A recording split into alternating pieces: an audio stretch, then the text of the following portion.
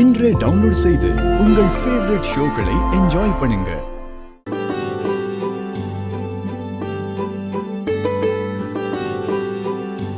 என்னாச்சு சீனியர், அப்படி பாக்குறீங்க? இதான் ஃபர்ஸ்ட் டைம் நான் இப்படி பெட் காஃபி குடிக்கிறது. இது வரைக்கும் என்னை யாருமே எழுப்பி பெட் காஃபி எல்லாம் கொடுத்ததே இல்ல. அதான் நான் வந்துட்டேன்ல சீனியர், இனிமே நான் உங்களை பாத்துக்கிறேன்.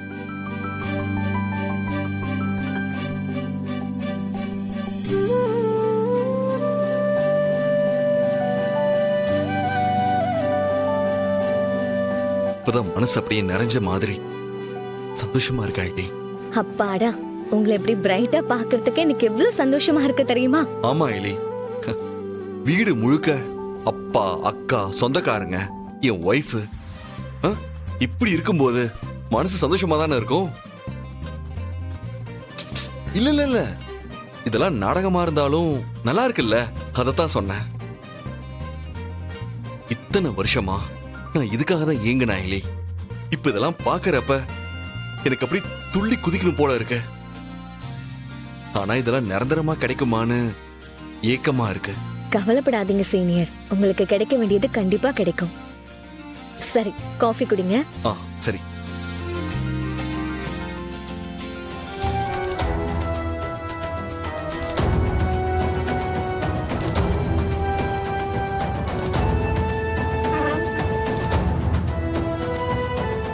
ரித்திகா எங்க?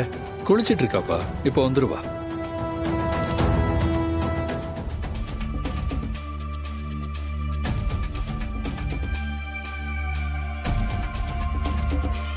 ஏ அயலி, காலையில எழுந்த உடனே என் பக்கத்துல பெட் காஃபி இருக்கணும்னு உனக்கு தெரியாதா?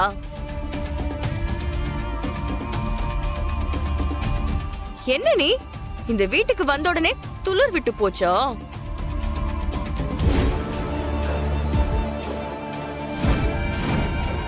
ரித்தி, இது ஒண்ணும் நம்ம வீடு இல்ல, நீ வாழ வந்த வீடு. கொஞ்சமாவது பொறுப்போட நடந்துக்கோ.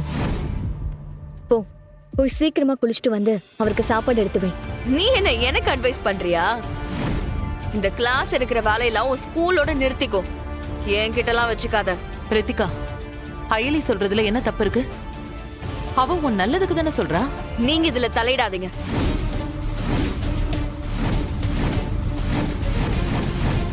இது எனக்கும் அவளுக்கும் நடக்கிற பிரச்சனை.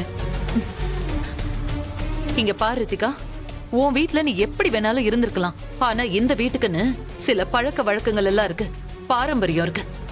அதுல முதல் விஷயம் பெரியவங்களுக்கு மரியாதை கொடுக்கறது. ஆனா நீ அயலிய உன் அக்காவா மதிக்கிறதே கிடையாது. அவ எனக்கு அக்காவே கிடையாது.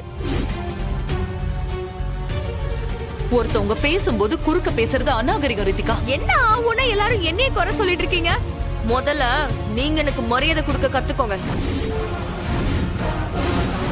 நான் இந்த வீட்டோட மருமக. உங்களை விட எனக்கு தான் இந்த வீட்ல உரிமை அதிகமா இருக்கு.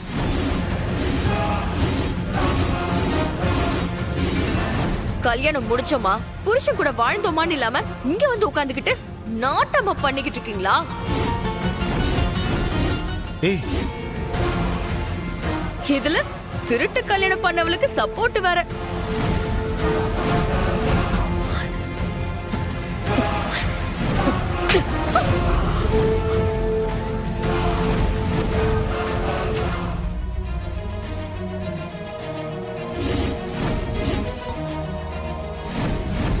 நானும் பாத்துட்டே இருக்கேன், என்னடி வாய் ரொம்ப நீளுது?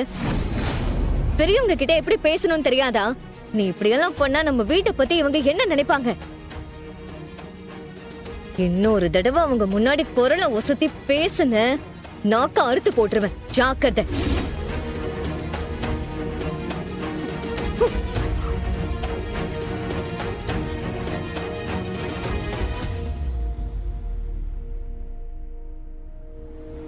சாரி அண்ணி, அவளுக்காக நான் உங்ககிட்ட மன்னிப்பு கேட்டுக்கிறேன். இந்த channel, news paper, advertisement, media எல்லாமே அவங்க உழைப்பால கிடைச்சது. அதனாலதான் அவங்க என்ன சொன்னாலும் இந்த வீட்டில் இருக்கிற எல்லாருமே அமைதியா இருக்க வேண்டியிருக்கு.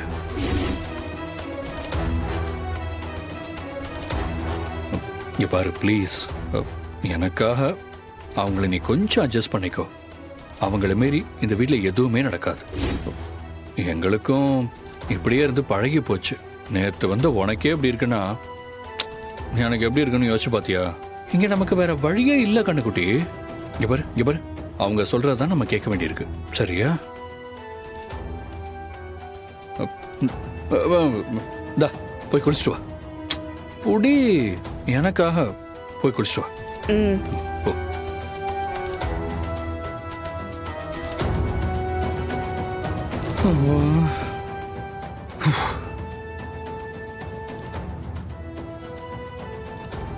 அந்த அளவுக்கு எல்லாரையும் அவங்க கண்ட்ரோல்ல வச்சிருக்காங்களா?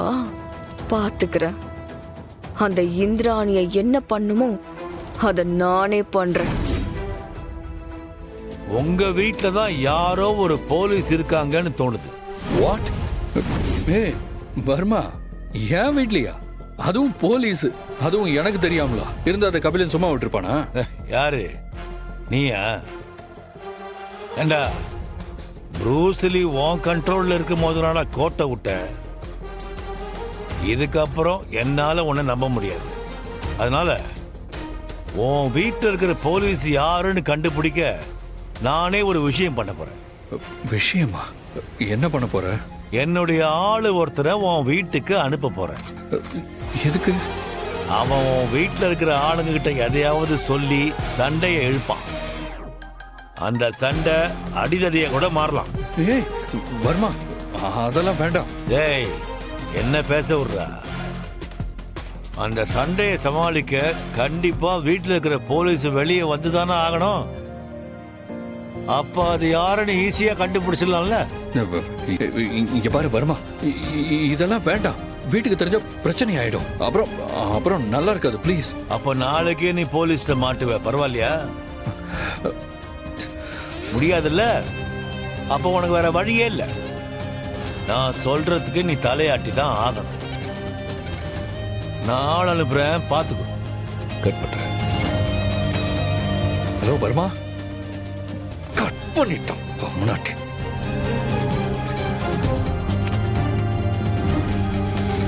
ஓ எவன் வரப்போறானே தெரியலையே.